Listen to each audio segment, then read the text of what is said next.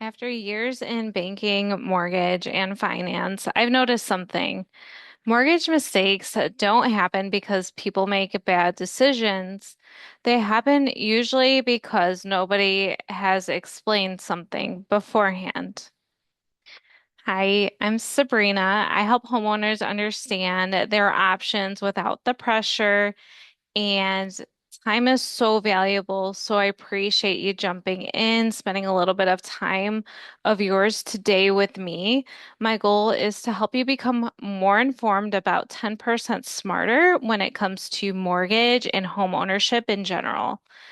Because after years in mortgage, banking, and in finance, I realized that people, they don't make mortgage mistakes just because they think they are making the best decision at that point in time.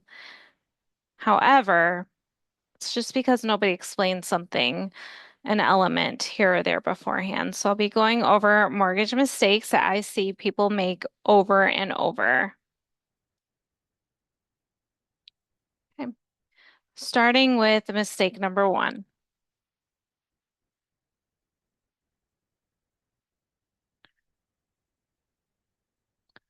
helping homeowners understand their options. So a lower rate sounds great.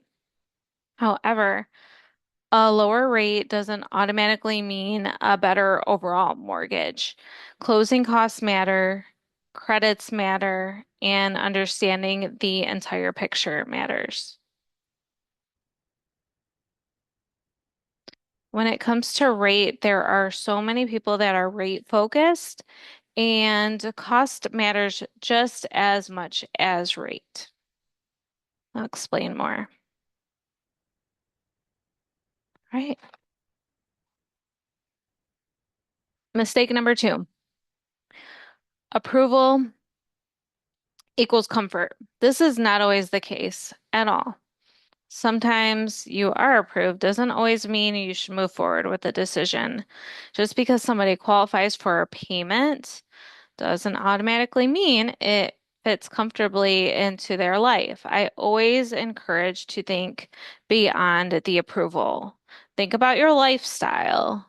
Think about flexibility. Also, future goals. And I say this all the time. We are all on different timelines, different things happening, different points of life. And that's what I love. I love this because there's so many opportunities and different options out there. And yeah, think about the future. A decision today could affect a couple years down the line. It could help, it could hurt. It just depends on where you're at. Stake number three, thinking PMI is forever. This can also go in lieu with MIP, which is PMI is that little bit you pay that goes to it's protection, but it's protection for the lender or more or less the stakeholder, I should say. So basically, if you were to default on your mortgage, they have you pay into this PMI or MIP. PMI is for conventional, MIP is for FHA. So thinking that this is going to be a forever part of your payment.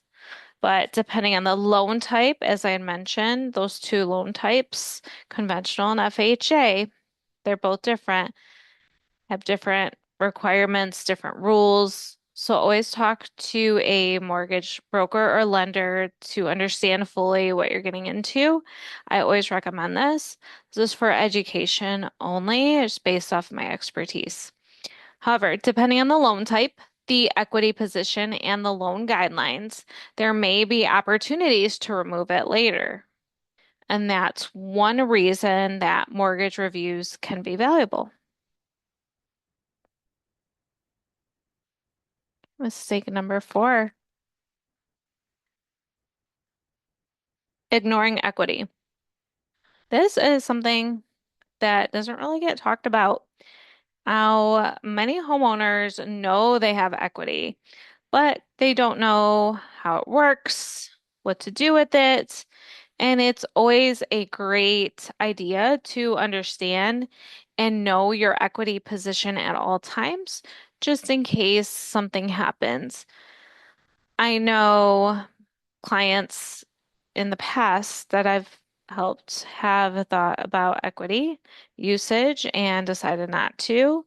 Um, some think it's a great idea and they do move forward if it makes sense with their life at the time.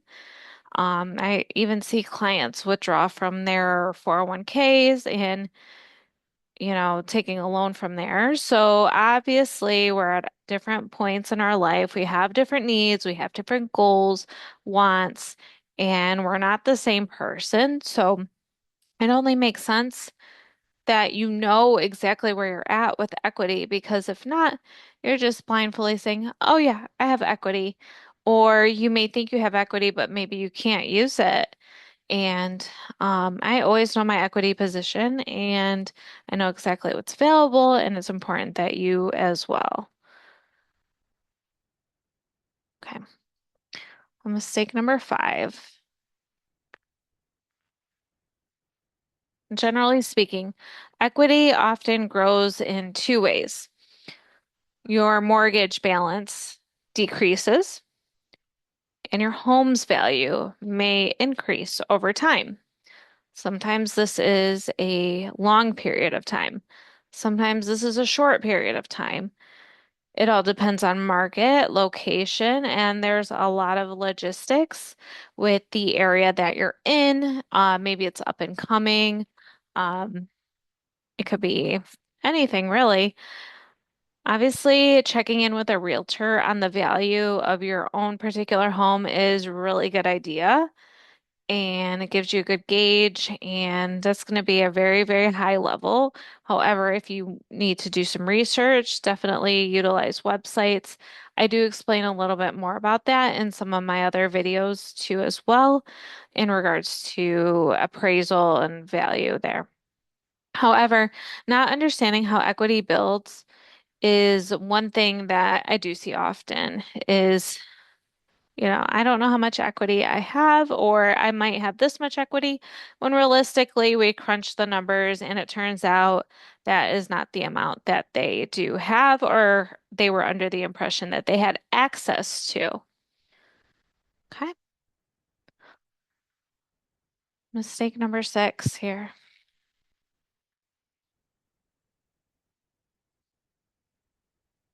Never reviewing the mortgage. A lot can change after closing. Home values, as I mentioned, income, this is a huge one, interest rates, another major. Life circumstances, and yet many homeowners never review their mortgage. Now, I have been on countless mortgage reviews, and it is insane the amount of clients I get that either didn't know or they were under the impression that they had equity. Or they were just like, wow, I didn't know I could save so much money by doing this. I didn't know this was possible. There are so many opportunities that exist. It's really and truly a great idea to have a second pair of eyes, take a look at the mortgage because you just never know where you're at, and it's important to know this stuff. So that's why I break this down for you. Right.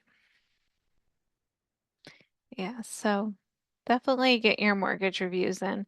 And it's okay if you don't make any type of moves at that time. Okay, mistake number 7,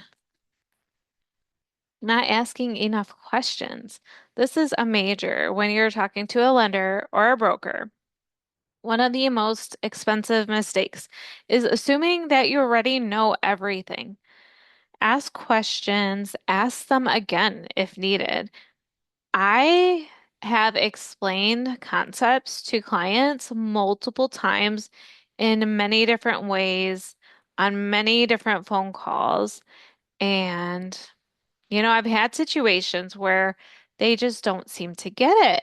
And that is okay. So, in that case, in that regards, Bring in another party to help explain it. There should be more than one broker, lender, or somebody that's able to clarify things, and that is okay. Sometimes we need that little bit of extra clarification sometimes. However, explanations are great if you don't understand it.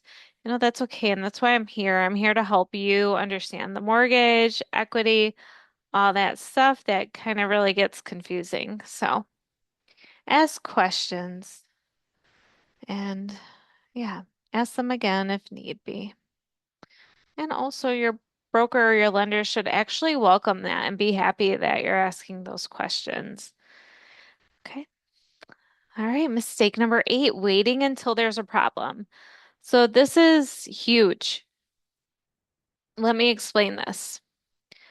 Many people only look at their mortgage or options when something goes wrong, but planning works better than reacting.